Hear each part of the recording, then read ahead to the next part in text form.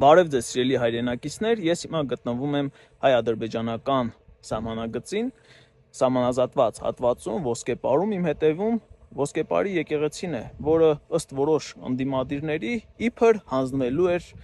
Ադրբեջանին։ Բնականաբար ժողովուրդը տեսա, որ այդ մարդիկ ստում են եւ հիմա այստեղ ժողովուրդը գոհ է, որ այստեղ սահմանազատում է տեղի ունեցել, որովհետեւ ինչպես ոսկեպարում, այնպես էլ Կիրանցում ես քիչ առաջ շփվում էի մարդկանց հետ, մարդիկ նշում են, որ այստեղ անվտանգ է առավել քան երբևէ։ Ինչու համար եմ այս ամեն ինչը նշում, որովհետև երբ Նիկոլ Փաշինյանը նշում էր սահմանազատման կարևորության մասին, ընդդիմությունը ցանկանում էր, որպեսզի դա տապալվի։ Չէր ցանկանում, որ ժողովուրդը ավելի անվտանգ միջավայրում ապրի։ Եվ ստեր էին հորինում։ Հիմա Նիկոլ Փաշինյանը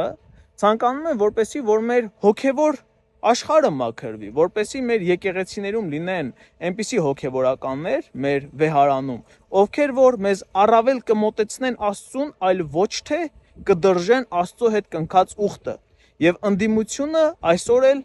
դրանից դժգոհ է եւ ընդդիմությունը ինչպես չէր ցանկանում, որ մենք ունենանք առավել անվտանգ սահման, այնպես էլ չի ցանկանում, որպեսզի մենք ունենանք առավել մաքուր հոգևոր աշխարհ։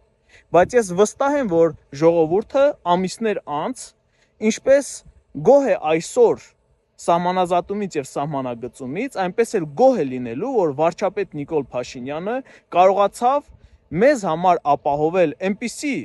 հոգևոր առաջնորդներ, ովքեր որ իրապես մեզ ավելի կմոտեցնեն Աստծուն, այլ ոչ թե կդրժեն Աստծո հետ կնքած ուխտը։ Եվ ժողովուրդը բնականաբար վարչապետ Նիկոլ Փաշինյանի կողքին է։ Շնորհակալ եմ, կհանդիպենք։